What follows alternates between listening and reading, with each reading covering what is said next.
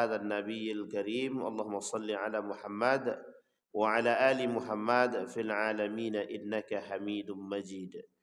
يا يا أيها الناس اتقوا ربكم الذي خلقكم من نفس واحدة وخلق منها زوجها وبث منهما رجالا كثيرا ونساء واتقوا الله الذي تساءلون به والأرحام إن الله كان عليكم رقيبا. Puji syukur kehadiran Allah dengan mengucapkan alhamdulillahi rabbil alamin. Bersolawat kepada Nabi dengan mengucapkan Allahumma salli ala Muhammad wa ala ali Muhammad fil alamin innaka hamidum majid. Bapak Ibu sekalian yang berbahagia, mudah-mudahan di subuh hari ini Allah melimpahkan rahmat dan keberkahannya kepada kita semua. InsyaAllah yang hadir husnul khatimah. Amin ya rabbal alamin. Kemudian Bapak Ibu kita bermunajat kepada Allah untuk kedua orang tua kita. Allah sehatkan, Allah kuatkan husnul khatimah. Dan untuk orang tua kita yang telah mendahului kita, Allah tempatkan di tempat terbaik di sisinya. Allah terima amal ibadahnya, Allah kumpulkan kelak bersama orang-orang yang saleh. Dan insyaAllah kita yang hadir di subuh hari ini husnul khatimah. Amin ya rabbal alamin. Baik Bapak Ibu sekalian yang berbahagia, di subuh ini kita mengangkat satu judul masih dari sisi al-kabair. Judul kita di subuh hari ini sederhana, al-khiyanatu. Al-khiyanatu. Apa itu artinya Bapak Ibu? Khianat. Al-khiyanatu artinya khianat. Apa artinya Bapak Ibu? Khianat. Sekarang kita melihat Bapak Ibu, apa arti daripada khianat? Terus bagaimana, apakah ada dalil yang banyak bercerita tentang atau menyebutkan tentang khianat? Kata baginda Nabi Muhammad sallallahu alaihi wasallam, la taqumus sa'ah hatta yadhharul fakhs wal fakhish wa qati'atur rahim wa su'ul mujawazah hatta yu'tamanul kha'in wa yukhawinul amin. Kata Nabi, tidak akan terjadi hari kiamat sampai yang timbul, yang nampak di muka bumi ini al-fakhshu, kekejian, kezaliman, wa qati'atur rahim, dan terputusnya silaturahim, wa su'ul mujawarah, buruknya persaudaraan, buruknya muamalah, hatta yu'tamanul kha'in, sampai orang-orang yang pengkhianat dianggap amanah, wa yukhawinul amin, dan orang-orang yang amanah dianggap pengkhianat. Itu Nabi yang bilang. Nah Bapak Ibu sekalian yang berbahagia, bagaimana kata Allah di dalam Al-Quran, la takhunullah wa rasul, jangan kalian berkhianat kepada Allah dan Rasulnya, kata Allah. Persoalan khianat, kata para ulama, salah satu di antara dosa besar yang cukup besar. Sudah besar, cukup besar pula lagi. Maksudnya bagaimana? Maksudnya adalah dosa khianat ini dosanya besar. Bagian daripada dosa besar. Kalau dosa besar itu didahului dengan syirik, pertama kesyirikan, kemudian ada sihir, ada membunuh dan lain sebagainya. Ada salah satu di antara karakter akhlak tapi mengantarkan kepada perilaku tersebut menjadi seseorang pelaku dosa besar. Nah, itulah yang disebut dengan khianat. Di dalam hadis yang lain Nabi bilang, ayatul munafik thalathah.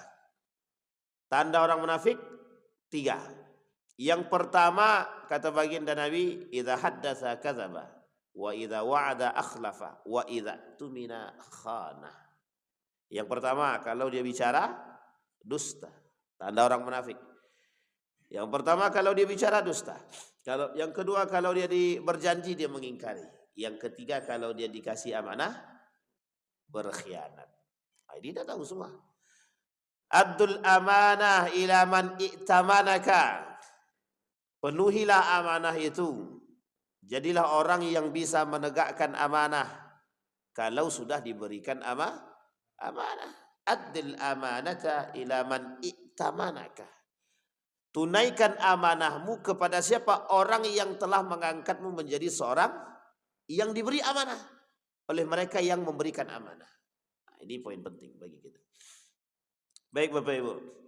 Kemudian di dalam hadis yang lain, kata baginda Nabi Muhammad sallallahu alaihi wasallam, an Anas bin Malik qala ma khatabana Nabi Allah sallallahu alaihi wasallam illa qala la imana liman la amanata lah wa la dina liman la ahdalah. Tidaklah beriman seseorang itu yang tidak menjalankan amanahnya, dan tidaklah bagi mereka agama kecuali mereka, bersama mereka adalah ketentuan-ketentuan agama. Artinya seseorang yang tidak menjalankan syariat agama, dia tidak berhak menyandang status agamawan. Jadi tidak beragama seseorang kalau dia tidak menjalankan syariat agama. Kalau istilah tadi malam saya tonton video itu, jangan kalian teriak nasionalisme. Wah, itulah bahasanya. Tidak ada negara bagi mereka yang merusak negara. Jadi tidak usah sok-sokan teriak nasionalisme, kami nasionalisme. Tapi kita yang menelanjangi negara itu sendiri. Nah, itulah bahasanya. Jangan ngaku nasionalis kalau merusak negara. Baik. Nah Bapak Ibu sekalian yang berbahagia, sekarang kita artikan Bapak, apa sebenarnya arti daripada khianat? Apa arti daripada khianat? Khianat adalah lawan kata daripada amanah. Amanah itu diambil dari kalimat yang sama, amanah. Alif mim nun. Sementara khianat diambil dari kalimat khawa'na atau bahasa Arabnya khana, yang berarti melaksanakan kewajiban yang sudah disanggupi secara maknawi. Istilahi. Artinya secara istilahi melaksanakan kewajiban yang sudah disanggupi. Makna khianat yang sesungguhnya artinya melakukan curang atau mengurangi atau membatalkan kewajiban. Nah, yang tadi kita sebut lawan kata khianat adalah amanah. Arti amanah adalah menjalankan kewajiban. Sementara berarti kalau khianat kebalikan daripada amanah, membatalkan kewajiban. Khana. Kemudian Al-Munawi, seorang ulama besar, menuliskan, berkata khianat adalah menyia-nyiakan amanah. Ada yang mengatakan khianat adalah menyelisihi kebenaran. Tapi sebenarnya banyak maknanya dalam kitab At-Taufiq. Al-Qurtubi mengatakan khianat adalah curang dan menyembunyikan sesuatu. Dalam kitab Al-Jami' li Ahkamil Quran. Kemudian dikatakan oleh Al-Jahis, khianah tajawaza 'anil had. Khianat itu kata dia mujawazatul amanati. Orang yang melanggar amanah. Jadi maknanya secara umum begitu. Artinya Bapak Ibu, dari makna tadi ada beberapa hal. Yang pertama, ada yang mengatakan melanggar hukum, khianat. Ada yang tidak menjalankan kewajiban, khianat. Ada yang diberikan oleh Allah kemampuan dan kesanggupan untuk melakukan sesuatu, ditinggalkan, khianat. Dan ini makna lain daripada itu. Itu yang disebut dengan makna daripada khianat. Sekarang Bapak Ibu sekalian yang berbahagia, apa hukum daripada khianat? Para ulama telah memasukkan perbuatan khianat itu ke dalam dosa besar. Di antara sekian banyak dosa besar, kata Imam Az-Zahabi, ada dosa besar, salah satu di antara dosa besar yang bisa merusak dan bisa mendatangkan bencana. Salah satunya adalah khianat. Jadi kalau satu kampung ini pengkhianat semua, itu bentar lagi itu. Bentar lagi musibah datang. Entah musibah, entah azab. Kalau semuanya pengkhianat, dia karakteristik pengkhianatnya agak susah sih. Kadang-kadang kalau khianat ini dia punya muka dua juga kan. Pengkhianat ini punya muka dua. Ini masalahnya Pak. Orang-orang pengkhianat ini punya muka dua kadang-kadang. Kalau sudah tak ini dia cari yang mana yang untung lah. Gitu. Namanya ini pengkhianat. Pengkhianat itu begitu. Pokoknya kalau pengkhianat ini Bapak Ibu, yang berkhianat, yang mengkhianat ini Dia kalau pakai bahasa Indonesia khianat, mengkhianati, pengkhianatan. Terus apa lagi? Pokoknya banyaklah, pakai awalan me, akhiran kan, dan lain sebagainya. Awalan me, akhiran i, mengkhianati. Nah, kan begitu. Meng-i. Nah, sekarang pertanyaannya Bapak Ibu, bisakah khianat itu mendatangkan azab? Bisa. Contoh, saya ambil cerita Bir Maunah. Bapak Ibu pernah dengar cerita Bir Maunah? Bir Maunah tahu Bapak Ibu Bir Maunah? Bir Maunah itu cerita tentang 70 para mujahid, penghafal Quran, pengajar Al-Quran yang dibunuh. Nanti saya lihatin satu-satu ya. Kita ambil contoh cerita Bir Maunah dulu. Jadi cerita Bir Maunah ini begini. Di Nejat, tahu Bapak Ibu Nejat? Nejat itu apa lagi Nejat itu ya? Nejat itu salah satu daerah. Ada salah satu daerah namanya Nejat. Di Nejat ini orang-orang sebagian sudah mendengarkan Islam. Satu ketika datang seorang tokoh kepada baginda Nabi, ya Rasulullah, utuslah para penghafal Al-Quran dan yang bisa mengajarkan Islam agar orang-orang yang di Nejat yang telah mendengarkan Islam ini bisa belajar. Kata Nabi, aku khawatir mereka dibunuh. Khawatir kata Nabi. Karena Nejat ini sumber masalah. Nejat ini sumber masalah. Dijawab sama pemuda dan pemimpin tadi, aku yang jamin. Karena ada jaminan, Nabi agak bangga sedikit, agak senang sedikit. Bukan bangga sih, agak senang sedikit, tapi masih ada khawatir. Ada khawatir tapi agak gimana gitu. Akhirnya tetap diutus sama Nabi 70 penghafal Quran yang bisa mengerti Al-Quran dan bisa mempelajari agama, mengajarkan agama. Diutus 70. Ketika diutus 70, baru dibacakan surat dari Rasulullah untuk menyatakan bahwa agama Islam ini baik segala macam. Belum selesai baca surat itu lagi lama dibunuhnya. Langsung ditusuk di tempat. Coba bayangkan, ditusuk di tempat. Nah, ditusuk di tempat. Kata yang membunuh ini tadi, raja nih, pemimpin mereka nih, kabilah mereka. Wahai para kabilah-kabilah, habisi yang 70 orang nih, habisin. Dibunuh maksudnya. Tapi karena mereka sudah membangun kesepakatan dengan pemimpin yang lain, dengan pemimpin-pemimpin yang lain yang ada di situ, mereka nggak mau. Tapi akhirnya dihasut oleh raja terbesarnya tadi, oleh pemimpin terbesar kabilah tadi, dihasut. Akhirnya 70 tadi terbunuh kecuali 2 orang. Terbunuh semua. Semua penghafal Quran tadi terbunuh. Di situ pengkhianatan. Sama dengan sekarang. Mereka yang merusak alam, mereka yang teriak maling, kata dia. Nah, itu sama tuh. Dengan pelaku-pelaku perusak-perusak alam itu. Mereka yang tebang pohon, bahkan mereka berani bilang tuh pohon itu tumbang sendiri. Tapi rapi, ada nomornya. Nah, itu dia bagusnya. Makanya Bapak Ibu maling teriak. Nah, itulah sama kayak kasusnya Karbala itu, maling teriak maling. Saking sadisnya, saya kalau menceritakan Karbala ini harus detail sampai. Tapi karena ini poinnya dosa besar, ini itu sampingkan sedikit. Kapan waktu kita ceritakan Karbala? Kapan-kapan kita ceritain sejarah. Baik, sampai di sini bisa dipahami Bapak Ibu, pengkhianatan. Sekarang pertanyaannya adalah, kalaulah khianat ini masuk dalam kategori dosa besar, bisa tidak khianat ini mendatangkan musibah dan bencana? Sangat bisa sekali. Kalau para pemimpin itu mereka sudah memunculkan unsur khianat dalam diri mereka. Bahasa lainnya begini. Pemimpin yang zalim, para pemimpin yang diktator, itulah yang kemudian disebut mulkun adud. Kata Rasul, itu sistem kepemimpinan yang rusak. Adud itu artinya diktator. Pemimpin-pemimpin yang diktator. Siapa mereka? Apa karakteristiknya pengkhianat? Apa karakteristiknya pengkhianat tersebut? Tidak amanah. Apa maksud tidak amanah? Diberikan amanah, mereka mengkhianati. Ini kami berbuat untuk rakyat, kami naik atas nama rakyat. Tapi mohon maaf, yang digandroli siapa? Rakyat juga.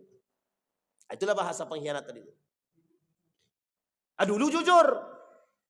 Entah jujur atau tidak juga kita nggak tahu itu. Entah jujur atau tidak pun kita nggak paham. Ya kan? Antara iya apa tidak kita nggak tahu itu dia betul-betul jujur atau tidak. Tapi yang jelas kalau kita mau berhusnuzon sedikit bolehlah. Mereka waktu itu jujur, datang dengan kebaikan, tapi mungkin karena melihat nolnya banyak, jadi terganggu juga. Ya siapapun Bapak Ibu.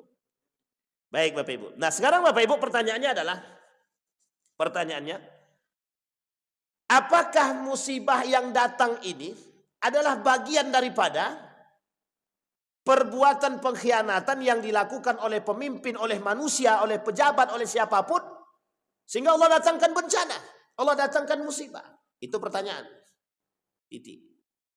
Pertanyaan sekarang kita jawab. Cara menjawabnya tak bisa langsung. Kita jawab dengan model skema yang lain. Kata Allah, kalau kami ingin menghancurkan satu kaum, wa idza aradna an nuhlikal qauma, katanya. Kalau kami ingin menghancurkan satu kaum, mesti ada sebabnya, Pak. Sebab kehancuran satu kaum itu. Apa sebabnya? Dalam klasifikasi ayat, kita klasifikasi langsung aja. Setidaknya ada 3 penyebab besar terjadinya datangnya musibah ataupun azab. Nanti kita bedain antara musibah dan azab. Penyebab datangnya musibah dan azab ada 3. 1, disebabkan kesyirikan. Yang kedua, kezaliman, kemungkaran. Yang ketiga, kemaksiatan. Bisa dipahami Bapak Ibu? Yang pertama tadi apa? Syirik. Banyak yang apa namanya? Yang nyembah patung lah, yang masih menyembah manusia lah, menyembah duit lah, menyembah kekuasaan lah, menyembah kursi lah, menyembah meja lah, menyembah pulpen lah, segala macam. Tahu maksud saya menyembah pulpen? Tanda tangan keramat. Jadi tanda tangan yang paling tinta itu ampuh gitu. Tanda tangan itu ampuh. Untuk mencairkan duit kan perlu tanda tangan. Jadi kalau tidak ada tanda tangan tak bisa cair duitnya. Nah, itu yang disebut dengan pulpen. Mentuhankan pulpen. Nah Bapak Ibu sekalian yang berbahagia, syirik Pak. Banyak pelaku syirik sekarang itu. Tapi uniknya kata Buya Hamka, syirik yang sekarang ini beda. Syiriknya syirik modern. Yang dituhankan adalah manusia, harta, kekuasaan, teknologi dan lain sebagainya. Sampai ada seorang pakar teknologi itu bilang begini. Tapi ini pakar teknologi yang jujur. Apa kata dia? AI, Artificial Intelligence itu perusak. Mereka sampai berani bilang itu dajjal. Jadi saking merusaknya dianggap dajjal. Nah, itu bayangkan Bapak Ibu. Yang kedua, kezaliman, kemungkaran. Kezaliman dan kemungkaran ini bagian daripada kehancuran. Jadi kata para ulama, merujuk kepada satu hadis daripada baginda Nabi Muhammad SAW. Nabi itu khawatir di akhir zaman, kata Nabi. Ketika Nabi masuk rumah Zainab, Nabi dalam keadaan pucat agak sedikit, bukan pucat sih, khawatir. Nabi sampaikan kepada Zainab, La ilaha illallah. Tiada Tuhan selain daripada Allah. Dimulai kalimat itu dengan la ilaha illallah. Tapi kemudian Nabi lanjutkan hadisnya itu. Apa kata Nabi? Nanti akan banyak terjadi kemungkaran, kerusakan. Wailun lil Arabi. Celakalah bagi negara-negara Arab. Tapi ini sandaran. Intinya begini. Intinya, kata Nabi, banyak kemungkaran yang muncul. Kemudian ditanya Pak, sama Zainab. Kata Zainab, apakah ketika kemungkaran itu, kezaliman itu tidak ada orang soleh? Kata dia. Dan Allah ketika dihancurkan itu, apakah tidak ada orang soleh? Ada. Kata Nabi ada. Orang solehnya ada. Makanya, tapi kenapa kok bisa tetap terjadi musibah, tetap diturunkan azab? Bukan azab ya, bencana, musibah. Kata Nabi. Kata Syekh yang alaful kitab ini, kata beliau, orang solehnya diam. Orang-orang berimannya diam. Sehingga apa yang terjadi? Ketika musibah itu Allah timpakan kepada manusia, ada di situ orang soleh dan ada juga orang munafik, orang musyrik, orang kafir segala macam. Kenapa? Karena orang solehnya diam. Jadi Dr. Mawardi Muhammad Saleh ketika ditanya, bagaimana Ustaz? Di situ kan ada orang soleh. Kalaulah seandainya karena mereka itu berkhianat kepada Allah, mereka itu melakukan maksiat kepada Allah, tapi kan di situ ada orang soleh. Karena orang solehnya diam itulah makanya musibahnya Allah turunkan gitu. Nah, coba bayangkan. Artinya Bapak Ibu sekalian yang berbahagia, itu musibah ya. Nanti baru kita bedakan. Itu musibah. Tapi bagaimana kita memahaminya? Kau sementara ada orang soleh ada orang soleh di dalam itu, ada orang baik, ada orang yang jahat dan segala macam. Cara bagi Allah membalas bagaimana? Cara Allah membalas sederhana Pak. Kalau mereka beriman, musibah ujian. Idza ahabba al-abda ibtala. Kalau Allah itu mencintai seorang hamba, dia akan mengujinya. Salah satu bentuk ujiannya apa? Musibah. Orang beriman. Tapi kalau ada orang yang jahat, orang yang buruk perangai, dan masuk dalam kondisi dan ikut tertimpa dampak musibah, bagi mereka apa? Bencana. Bagi mereka apa? Azab. Bisa dipahami sampai di sini Bapak Ibu? Contoh, ada pelaku LG longsor, mati dia. Nah, berarti apakah ketika dia longsor itu kan kita nggak tahu. Apakah ketika longsor menimpa dia itu dia ada tobat atau belum, kita nggak tahu. Anggaplah dia tidak bertobat. Anggaplah dia tidak bertobat. Berarti dia mati dalam keadaan bermaksiat kepada Allah. Bisa dipahami Bapak Ibu? Nah kalau ketika itu dia mati bermaksiat kepada Allah, mohon maaf. Kira-kira janjinya apa? Yang Allah berikan bagi mereka, pelaku LD mati dia. Apa yang diberikan? Azab bagi mereka. Tapi kalau ada yang mati ketika itu orangnya beriman, maka itu ujian bagi mereka. Dan ujian bagi orang-orang beriman yang hidup. Kayak kita-kita nih. Yang menyaksikan kondisi itu, maka kita harus beriman. Nah sekarang Bapak Ibu, sebenarnya apa perbedaannya antara musibah dengan azab Ustaz? Kalau musibah, masih ada kemungkinan sebab datangnya musibah dan azab ini sama. Karena kesyirikan, kezaliman, dan kemaksiatan. Tapi azab hanya diberikan oleh Allah kepada siapa? Kepada mereka yang berpaling daripada Allah.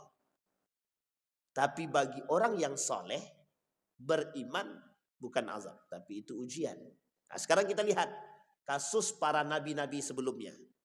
Coba perhatikan semuanya. Semua orang yang beriman kepada Nabi kira-kira selamat nggak? Selamat. Yang ikut Nabi Soleh selamat, ngikut Nabi Nuh selamat. Yang mengikut Nabi Yunus selamat. Dan para nabi-nabi Nuh selamat. Para nabi-nabi yang lain. Tapi selain daripada itu semua dibinasakan. Termasuk keluarga-keluarga Nabi yang berpaling dan tidak beriman kepada Allah dan Rasulnya. Selamat apa tak selamat? Tidak selamat. Bisa dipahami Bapak Ibu ya? Turun. Nah yang Allah turunkan itu apa? Azab. Kenapa? Karena yang hak sudah jelas, yang batil jelas. Bisa dipahami ya? Yang hak jelas, yang batil jelas. Maka Allah turunkan azab sekaligus. Cuma uniknya ketika itu mereka berpaling bahkan tidak mau beriman kepada Allah dan tidak mau beriman kepada Rasulullah. Mereka tak mau beriman kepada Nabi, mereka tidak mau beriman kepada Allah. Sekarang pelakunya Muslim, beriman kepada Allah, cuma tidak menjalankan. Apa kata Dr. Adian Husaini? Iblis itu mengakui Allah, tapi menentang syariat Allah. Itu iblis tuh. Jadi pelaku-pelaku itu beda tipis dengan iblis Ustaz. Yang melanggar batas syariat itu, ya memang itu perbuatan iblis memang. Berarti mereka iblis Ustaz. Ya wallahu alam. Bisa jadi manusia berwujud. Ya jangan. Bisa dipahami Bapak Ibu ya? Nah, jadi di sini. Berarti apa perbedaan antara musibah dengan azab? Musibah itu Bapak Ibu belum tentu azab. Karena musibah itu memiliki dua makna, positif dan negatif dalam Al-Quran. Kalau Anda mendapatkan idza asabtum, kalimatnya sama, diambil dari kalimat yang serupa.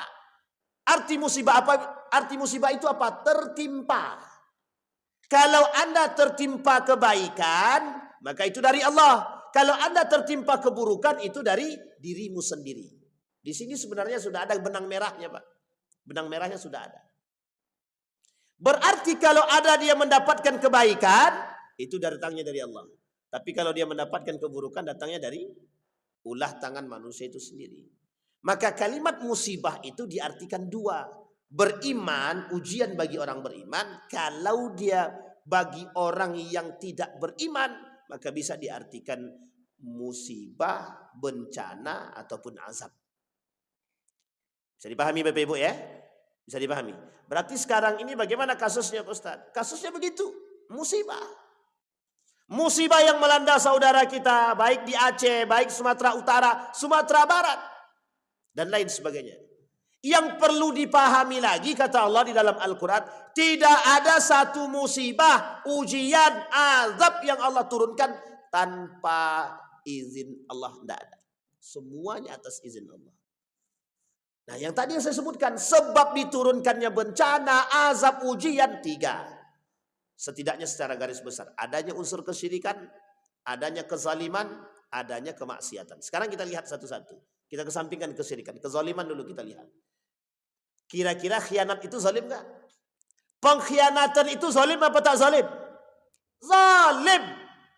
Orang yang berkhianat atas amanah zalim. Para munafik itu zalim. Sekarang kita tanya, apa yang layak tempat bagi pelaku kezaliman? Nerakanya jahanam. Jadi para pelaku-pelaku zalim itu kalau mereka tidak bertobat, neraka mereka jahanam itu. Kok sebegitunya, Bos? Ya memang harus begitu, Bu. Harus begitu. Mengingatkan orang harus begitu sekarang. Mereka semua masuk dalam kategori pengkhianat. Mereka ini siapa? Yang melakukan kezaliman. Nah sekarang penebangan pohon liar zalim apa tidak? Mengkhianati amanah apa tidak? Baik. Orang yang menjual pulau kira-kira zalim apa tidak? Mengkhianati amanah apa tidak? Mengkampling laut sama kan? Korupsi zalim semua. Karena kezalim. Kenapa kok dikatakan zalim? Merugikan orang banyak. Kalau ada unsur merugikan orang lain maka kategorinya zalim. Uniknya lagi, sampai sudah tidak sanggup buat apa-apa, nyinyir pula lagi kan gitu. Inilah kasusnya, Pak. Negara Konoha. Saya nggak tahu tuh negara Konoha itu yang mana, saya nggak tahu itu. Yang jelas bukan Indonesia. Insya Allah. Sampai di sini paham ya Bapak Ibu ya. Itu zalim. Sekarang kita lihat kezaliman seperti apa yang dilakukan oleh umat manusia sampai bisa mendatangkan bencana alam ataupun musibah. Satu. Yang pertama, zalim yang mereka buat adalah berkhianat kepada amanah yang mereka emban. Satu. Yang kedua, yang paling tinggi adalah berkhianat kepada Allah dan Rasulnya. Nah sekarang Bapak Ibu, yang ketiga. Ustadz, itu kan bencana alam. Baik. Kita runut sekarang. Bencana alam itu apa saja bentuknya? Banjir, gempa bumi, kebakaran. Sekarang saya tanya, mengapa kok bisa terjadinya banjir? Oh itu banjir dia datang sendiri, air naik susah. Betulkah begitu? Itu harus kita lihat dulu secara keilmiahan. Bisa dipahami ya Bapak Ibu? Kalau kita pandang dalam cara pandangnya ilmiah, oke ayo kita ikutin Pak. Dalam cara pandang ilmiah. Ada mereka mengatakan gempa bumi itu disebabkan pergeseran lempeng bumi. Oke, kita ikuti. Sekarang saya tanya, semua itu atas izin Allah atau tidak?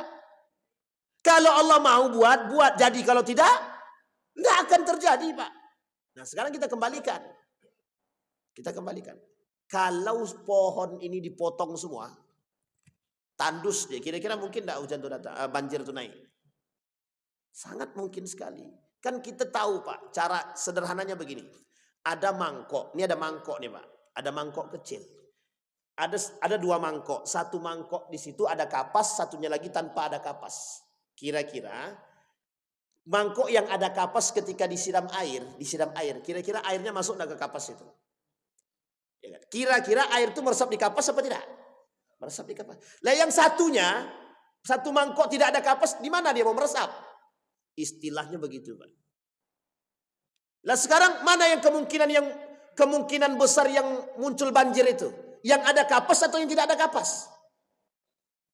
Logika Pak berpikir itu. Sekarang pertanyaannya adalah, lah kalau semua hutan digandroli siapa yang buat? Yang kasih izin siapa? Yang teriak siapa? Yang menikmati siapa? Yang berdampak siapa? Jangan pula pencitraan bawa beras begini. Awak yang maling, awak pula teriak. Bawalah beras lagi. Nah itulah manusia sekarang. Kalau zaman dulu Bapak Ibu, mohon maaf ya, zaman Nabi dulu, maling itu, tidak ada yang ngaku Pak, tidak ada yang mau pencitraan maling, tidak ada. Tidak berani dia menampakkan diri, tidak berani Pak. Sekarang justru dia yang bermuka 2. Tidak tahu dia entah pembunuh itu siapa. Yang jelas dia ikut membantu. Dia yang membunuh, dia pula yang membantu. Bayangkan Bapak Ibu. Bisa dipahami Bapak Ibu ya? Ini konsep. Sekarang yang ketiga Pak. Yang ketiga itu apa? Maksiat. Dalam unsur kemaksiatan itu apa saja Ustaz? Contohnya zina. Sangat mungkin mendatangkan azab atau sangat mungkin mendatangkan musibah. Di Sumbar. Mohon maaf nih Pak, kita sedang terjadi bencana, masih bisa guru melakukan, mohon maaf, perbuatan asusila. Mereka buat di kamar mandi, di masjid pula lagi. Itulah yang disebut dengan menentang Tuhan, itu yang di situ. Yang mereka tentang itu siapa? Yang mereka tantang itu Allah. Dulu di Indonesia ini Pak ada pelaku zina dia. Pezinah dia. Apa kata dia? Ya Allah, mana ada Allah itu kalau betul-betul ada, mana dia? Ini saksikan kami sedang berzinah, kata dia. Yang ditantang itu langsung Allah. Jadi kalau Allah sudah ditantang itu manusia yang lain itu tak bermanfaat lagi. Tidak takut lagi dia Pak. Tuhan aja ditantangnya. Tapi apa yang terjadi? Allah berikan Pak ujian bagi dia. Bukan ujian lagi, azab kalau dia tak bertobat. Kalau dia bertobat, ujian bagi mereka. Sampai di sini bisa dipahami Bapak Ibu. Nah sekarang pertanyaannya adalah, ketika ada orang memberikan kebebasan untuk menghancurkan lahan segala macam, mengambil tanah segala macam, itu kan, itu bahasanya sederhana Pak. Pengkhianatan terhadap pengkhianatan terhadap amanah. Jadi Bapak Ibu, nah dalam istilah khianah ini sebenarnya sederhana Pak. Sederhana betul. Orang yang melanggar batas aturan, ya pengkhianat. Orang yang tidak sholat, ya pengkhianat. Orang yang tidak mendidik anaknya, pengkhianat. Jadi banyak makna pengkhianat ini sesungguhnya Pak. Orang yang melanggar syariat Islam berarti dia pengkhianat. Orang yang tidak mau patuh kepada Allah berarti dia pengkhianat. Kata Allah, wala tufsidu fil ardi, jangan melakukan kerusakan di muka bumi. Itu kata Allah Pak. Tapi dia buat juga kerusakan. Pengkhianat enggak? Pengkhianat. Bagaimana sikap kita terhadap para pengkhianat dan apakah bagaimana hukum bagi orang yang mendukung pengkhianat? Itu lain lagi ceritanya. Banyak lagi. Jadi kalau diurus satu-satu ini banyak sekali. Baik Bapak Ibu, bisa dipahami Bapak Ibu ya? Ini pengkhianatan. Jadi Bapak Ibu sekalian yang berbahagia, disinilah kemudian Allah mengatakan, disinilah para ulama mengatakan khianat itu bagian daripada dosa besar. Saking besarnya dosanya khianat ini dimasukkanlah dalam unsur kemunafikan. Nah orang-orang munafik itu nerakanya sudah dijanjikan oleh Allah Pak. Neraka yang dijanjikan oleh Allah itu neraka jajahan. Bapak Ibu, orang munafik ini dia sama tingkatannya dengan musyrik, kufur, nifak. Tapi nifaknya yang nifak kufur ya, nifak besar. Sama Pak, tingkatan orang munafik ini sama dengan dua yang tadi, syirik dengan kufur. Ketiga-tiga ini nerakanya jahanam dan kekal di neraka kalau mereka tak bertobat sebelum mati. Jadi orang kalau masuk terjebak dalam tiga tingkatan tadi, musyrik, kafir, kufur, kemudian dia munafik, sebelum mati tidak bertobat dia kepada Allah. Tidak bertobat dia sebelum mati kepada Allah, maka mereka kekal di dalam neraka dan neraka mereka jahanam. Bahkan di antara salah satu mereka ada yang menjadi bahan bakarnya neraka jahanam itu. Jadi jangan main-main dengan pengkhianatan ini, jangan main-main. Lawannya mereka yang berkhianat itu musuh mereka bukan rakyat. Kalau mereka berkhianat kepada rakyat itu mereka tidak sedang menentang rakyat, tapi mereka sedang melawan Allah, sedang melawan Rasulullah. Karena orang-orang yang pengkhianat itu musuh mereka itu adalah Allah langsung. Mereka menganggap Allah itu musuh. Karena pengkhianat itu menentang. Jadi berbahaya Pak, bahaya banget. Maka sekarang kita perhatikan. Bagaimana membalas orang yang berkhianat kepada kita. Di dalam istilah Syekhul Islam Ibnu Taimiyah itu, dalam kaidah fi as-sabar, dalam kaidah sabar itu, manusia dalam membalas dendam itu ada tiga macam. Satu, zalim, orang yang membalas lebih dari kewajaran. Yang kedua, muqtasid, yang membalas sewajarnya. Yang ketiga, muhsinun, tidak membalas sama sekali. Maksudnya nggak membalas sama sekali itu bagaimana? Jadi kalau ada orang berkhianat kepada kita, kalau yang pertama dia melawan, membalas khianatan itu dengan yang lebih parah lagi, berarti dia ada unsur kezaliman. Unsur kezaliman kalau lebih. Kalau dia muktasid, itu sama-sama imbang. Sama-sama dia berkhianat 50.000, ini berkhianat 50.000, ini sama-sama imbang lah intinya. Tapi yang lebih baik lagi tidak membalas sama sekali, muhsin. Nah, cuman pertanyaannya, kita ini, mohon maaf Bapak Ibu, kalau menengok orang-orang yang mengkhianati kita itu kira-kira apa yang muncul dalam lisan kita nih? Ya Allah, hancurkan dia, matikan dia, kalau perlu injak dia sekali. Ha, kan gitu. Itu kan doanya kita, Pak. Tapi doanya orang soleh tidak begitu. Ya Allah, bukakan hati dia. Semoga mereka bertobat. Itulah doanya Nabi Muhammad buat Ahlut Taif. Jadi Ahlu Taif itu doanya Nabi apa? Ya Allah, mereka berkhianat, mereka melempar kuda, Nabi sudah hancur nih, muka di darah semua. Tapi Nabi tidak membalas. Nabi cuma berdoa, ya Allah semoga dari situ nanti lahir. Itu mereka adalah kaumun la yafqahun, mereka kaum-kaum yang tak mengerti. Berikan mereka hidayah, petunjuk, nanti lahir orang-orang soleh dari situ. Itu doanya Nabi. Kalau kita Pak, habis. Kita yang dikhianati, kita yang dizalimi, habis Pak. Aku tidak akan pernah menegur ente. Sampai mati pun tak akan kutegur. Nah, itu balas dendamnya begitu. Na'udzubillah tsumma na'udzubillah. Bapak Ibu sekalian yang berbahagia. Ittaquz zulma fa inna zulma zulumatin yaumal qiyamah. Bapak Ibu, sekarang kita ambil skalanya kecil dalam lingkup. Anggap nih dalam lingkup yang kecil kampung nih. Nah, itu terlalu besar nih kampung tuh. Kita anggaplah masjid nih. Apa? Musola, kita anggap dalam lingkup musola nih. Tatanannya kan jelas, strukturnya jelas. Masyarakat, jamaah, ada pengurus. Jamaah memberikan amanah kepada pengurus. Kalau pengurusnya tidak mau mengurus, kira-kira jalan enggak musola itu? Itu sederhananya. Contohnya lagi, ketua kelas baik SD atau apapun lah itu. Kalau tidak ada yang menggerakkan, tidak ada yang menjalan, ya kapan pun tidak akan jalan-jalan Pak. Tidak akan jalan-jalan. Tidak akan hidup. Tidak akan. Uniknya lagi kalau cuma mereka diam tak ada masalah Pak. Tapi mohon maaf. Ini saya temukan Pak. Di salah satu masjid dekat rumah kami ini. Apa dia? Kita menggerakkan masjid, sakit hati dia Pak.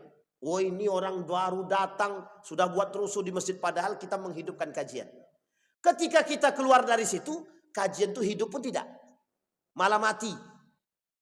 Dikasih amanah mereka mengkhianatinya. Tak dikasih amanah ketika diberikan kepada orang lain mereka minta pula. Nah, inilah kejadian manusia sekarang. Kalau ada orang ngambil masjid dia ngamuk. Tapi ketika dikasih kepada dia masjid ini mati. Sudah tidak mau menghidupkan malah mati. Tidak ada apa-apa. Nah orang yang sudah diberikan amanah. Mohon maaf jangan nanti singgung. Orang yang sudah diberikan amanah tapi mereka tidak menjalankan amanah. Mohon maaf. Anda tidak hanya berkhianat kepada manusia, tapi Anda berkhianat kepada Allah dan Rasulnya. Tahu Bapak Ibu kenapa saya katakan mereka berkhianat kepada Allah dan Rasulnya? Sumpah.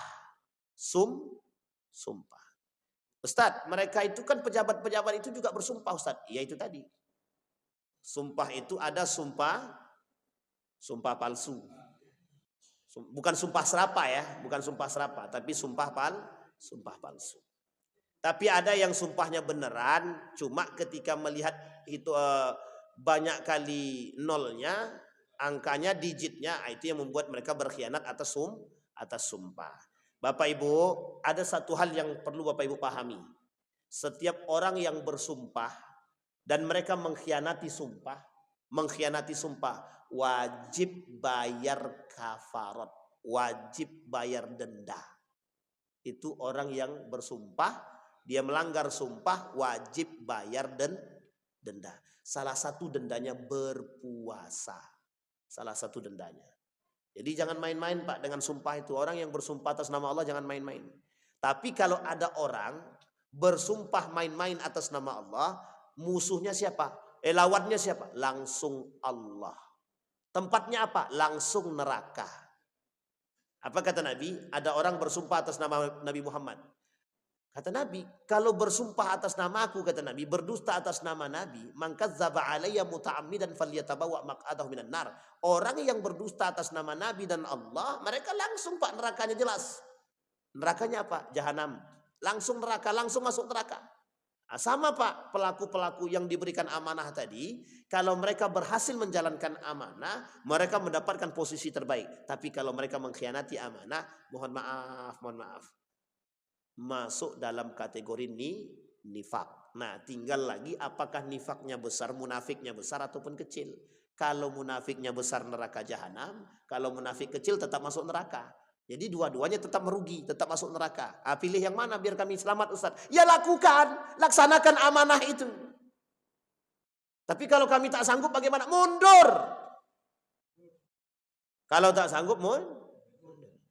Ini agak-agak gimana pula nih. Bang Bembeng ini kan. Nah. Baik Bapak Ibu sekalian berbagi. Terakhir Bapak Ibu kita tutup. Yang ingin kita tutup dengan kalimat yang sangat-sangat sederhana Bapak Ibu.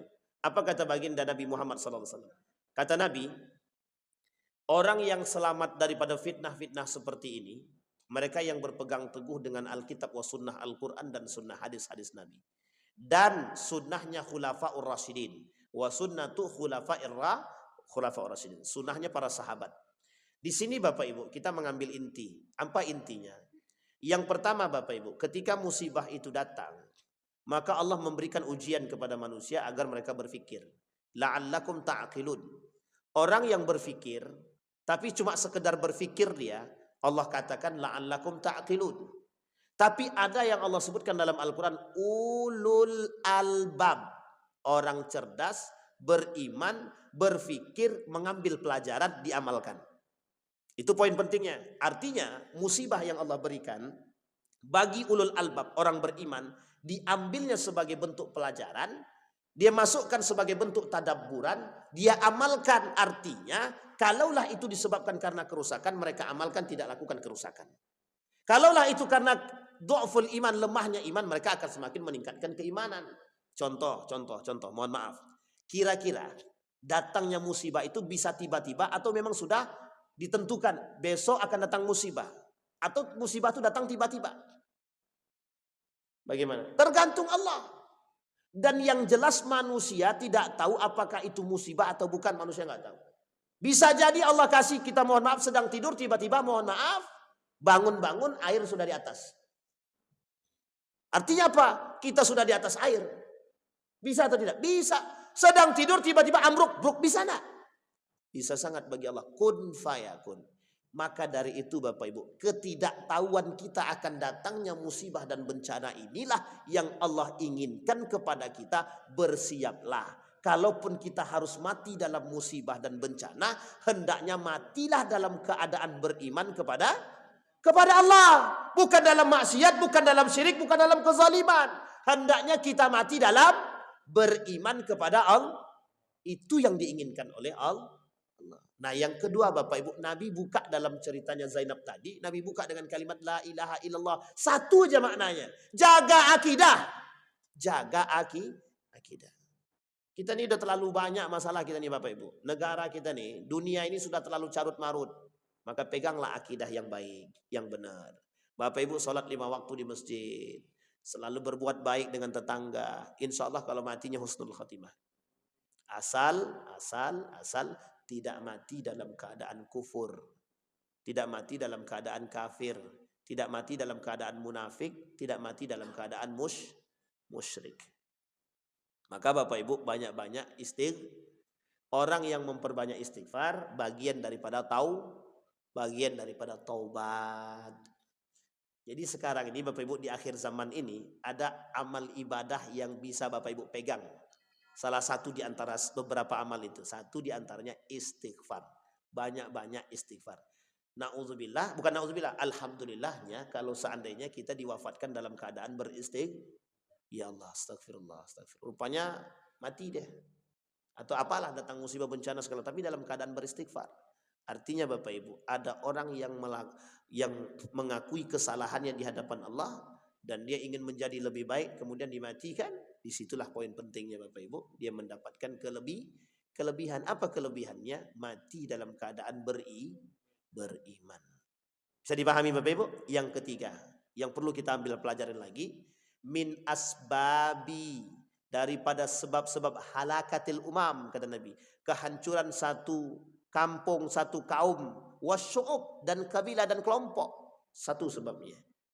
Sebenarnya sebabnya banyak, tapi salah satunya adalah al-munkarat atau intisyarul munkarat, tersebarnya kemungkaran. Kemungkaran, kezaliman, kefasikan dan segala macam. Sekarang kita lihat apa sebab terjadi asbab intisyaril mungkar, sebab tersebarnya kemungkaran. Apa sebabnya? Dha'ful ilmi atau al-jahlu bil ilmi. Kebodohan dan tidak berilmu. Dalam istilah apa? Al-jahlu fi ilmi syar'i. Mereka bodoh dalam urusan agama. Sekarang saya tanya Bapak Ibu, mohon maaf ya, saya tanya Bapak Ibu. Ada pengurus masjid, tapi pengurus masjidnya nggak ngerti agama. Kira-kira gimana? Kira-kira bagaimana? Dia nggak ngerti agama. Akhirnya apa? Karena demi duit dari ada orang yang sumbang, mau itu dari duit jualan khamar pun dia terima. Ini kasus beberapa waktu yang lalu. Nanya, Ustadz, di depan ini ada kafe. Ada kafe, dan kafe bukan di depan sini ya, tapi terserah lah di mana lah. Di depan ada kafe misalkan. Nah, di kafe itu ada jual minuman khamar, Ustadz. Ada jual minum khamar, banyak judinya segala macam. Tiba-tiba Ustadz mereka datang ke masjid kami, Ustadz. Apa kata dia? Pak, ini sumbangan kami untuk masjid. Saya terima Ustadz. Untuk apa? Untuk bayar Ustadz. Kacau. Astagfirullah wa atubu. Bisa dipahami Bapak Ibu ya sampai di sini Pak Ibu ya. Artinya Bapak Ibu itu kalau dia pengurus nggak ngerti, tidak ngerti agama. Ada kasus yang kedua. Kasus kedua lagi, ada pengurus masjid. Diangkatlah orang yang tidak mengerti agama jadi ketua pengumpulan zakat. Amil, kata mereka amil. Dikumpul. Apa yang terjadi? Semua pengurus masjid dikasihnya zakat. Mulai dari ketua masjid sampai bendahara dikasihnya zakat. Saya bilang banyak-banyak beristighfar, kita hidup di muka bumi ini. Secanggih itu, ada HP-nya, ada segala macam, masih bisa kita, mohon maaf, masih bisa kita dungu dan bodoh dalam mencari informasi. Tinggal buka Google, klik Ustadz Abdul Somad, selesai, keluar semua di situ. Ustadz Adi Hidayat, keluar semua di situ. Tinggal belajar, baca di situ, selesai. Fas'ala ahla dzikri in kuntum la ta'lamun. Tanya orang-orang berilmu jika kita tidak mengerti, biar kita selamat. Jangan jebak diri kita dalam ketidakselamatan. Jadi istilahnya betul kata Nabi itu Pak, dalam hadis Nabi itu. Nabi bilang jangan ke neraka. Kita jalan juga ke neraka lagi. Padahal sudah ditarik sama Nabi, jangan ke neraka, masuk juga lagi ke situ. Itulah manusia sekarang itu. Diajak ke surga nggak mau, maunya ke neraka. Pergilah kata Nabi. Kalau sempat kata Nabi pergilah, selesailah urusan. Bisa dipahami Bapak Ibu ya, kita berdoa kepada Allah. Mudah-mudahan dari apa yang kita sampaikan ini menjadikan kita orang-orang yang tidak berkhianat, menjadikan kita orang-orang yang amanah. Termasuk setiap kita nih Pak, setiap kita nih punya amanah. Salah satu di antara amanahnya adalah menjaga agama yang ada dalam diri kita. Menjaga anak, istri, semua amanah. Menjaga keluarga amanah. Menjaga harta kita amanah. Itu tergantung pada keimanan masing-masing. Mudah-mudahan kita istiqamah. A'udzubillahi minasyaitonirrajim. Bismillahirrahmanirrahim. Hamdas syakirin, hamdan naimin. Hamdan yuwafi ni'amahu wa yukafi'u mazidah. Ya Rabbana lakal hamdu kama yanbaghi li jalali wajhikal karim wa 'azimi sultanik. Allahumma faqihna fid din wa 'allimna ta'wil. Allahumma ighfir lana dhunubana wa dhunuba walidina warhamhuma kama rabbayana shighara. Allahumma a'inna ala dzikrika wa syukrika wa husna ibadatik. Allahumma ansur man nasara ad-din wa akhdhul man khadhala al-muslimin. Allahumma ighfir lahum warhamhum wa'afihim wa'fu anhum wa akrim nuzulahum wa wasi' madkhalahum waj'al al-jannata mathwahum. Allahumma dammir al-yahud. Allahumma dammir al-yahud. Allahumma ahlikil kafarata wal mubtadi'ata wal musyrikina a'da'aka a'da' ad-din. Allahumma dafa'anna al-bala wal waba wal fakhsha wal fitan wal munkar ma zahara minna wa ma batan ya rabbal alamin. Rabbana hab lana min azwajina wa dhurriyyatina qurrata a'yun waj'alna lil muttaqina imama. Rabbana zalamna anfusana wa in lam taghfir lana wa tarhamna lanakunanna minal khasirin. اللهم اختمنا بالصالحين. اللهم اجعل القرآن العظيم ربيع قلوبنا ونور صدورنا وجلاء أحزاننا وذهاب همومنا وغمومنا. ربنا آتنا في الدنيا حسنة وفي الآخرة حسنة وقنا عذاب النار والحمد لله رب العالمين. السلام عليكم ورحمة الله وبركاته.